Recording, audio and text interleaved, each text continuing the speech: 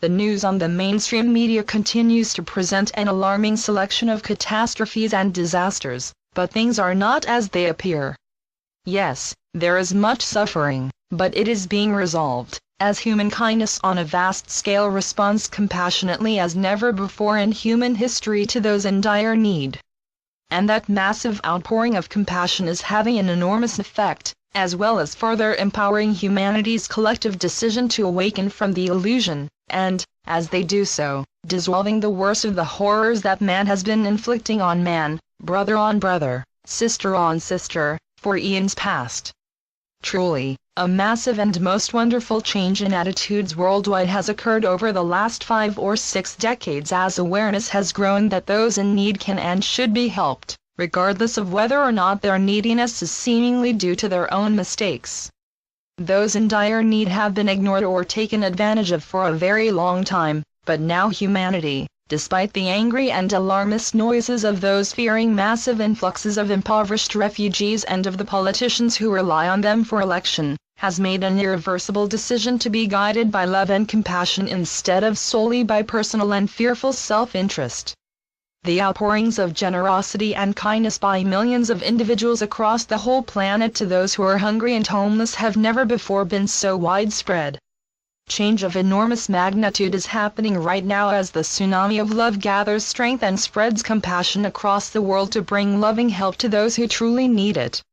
It is impossible for any in the so-called developed world to remain unaware of the suffering of the impoverished and dispossessed.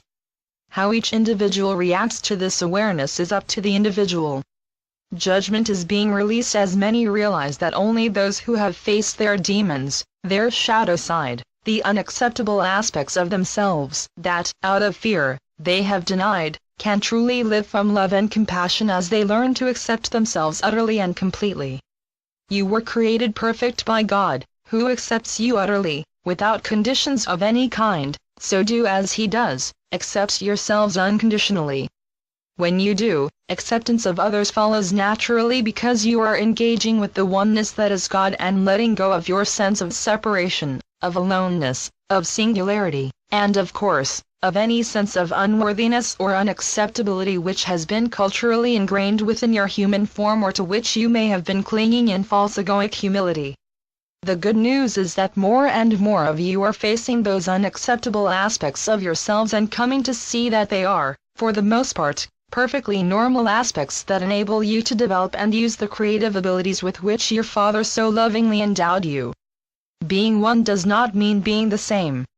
In oneness you are each free and encouraged to develop your individual and God-given creative skills for your own personal satisfaction without restriction. When you do, you delight God and all of creation by demonstrating the loving diversity that is an essential aspect of oneness. Love is who you are, always, but, within the illusion, the sense of separation and aloneness that it provides encourages fear, which refuses to acknowledge or honor love. Go within, surrender to the divine flame of love that burns eternally within you, and let go of fear. Fear needs feeding, and it is fed by worry, anxiety, anger, and non-acceptance, and all of those are emotions or feelings with which you can refuse to engage. Ask for help from those in the spiritual realms to do this, because initially it can appear unwise not to be aware of possible events or situations that might arise to harm you. However, harm only occurs when love is absent, and it is only within the illusion that love appears to be absent, so harm is part of the illusion and is unreal. Love, apart from being all that exists, when it is experienced within the illusion, arises as a healing balm, a comforting companionship, a soft and soothing flow of feelings that bring you a sense of well-being, of safety, and a knowing that all manner of things will be well. Then you leave that quiet inner sanctuary and are once again bombarded with all the distractions that the illusion supplies and would have you believe are real.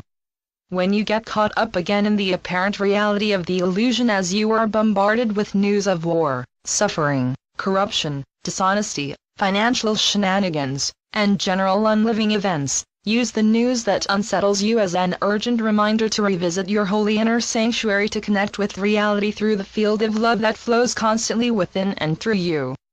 Love is always there for you to connect with, It is who you are, and you can never be separated from it. When it seems that you are unloved, alone, abandoned, it indicates that you are allowing yourself to be drawn into the fear and anxiety of the illusion, and that you need to withdraw inwards to refresh and invigorate yourself. And ask us for help.